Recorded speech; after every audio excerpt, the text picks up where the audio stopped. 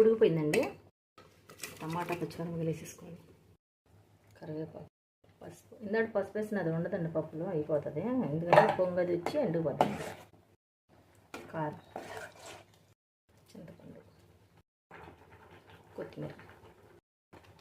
ఈ వాటర్ సరిపోతాయండి, ఎందుకంటే టమాటాలో వాటర్ దిగుద్ది కదా, సరిపోతుంది. చాలిపోతే ఇంకొంచెం పోసుకోవాలి. ఇదండి, ఇది అయిపోయిందండి. పప్పు మెరిపేసుకుని తాలింపు పెట్టుకుందాం.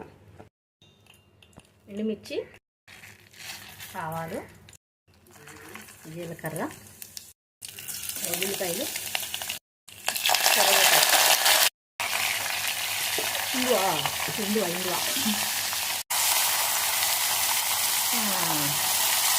పాలలో వేసుకుంటే బాగుంటుంది. మరి పాలు నీళ్ళు వేసేసుకుంటాం. అయిపోయిందండి, తిప్పేసుకోవడమే.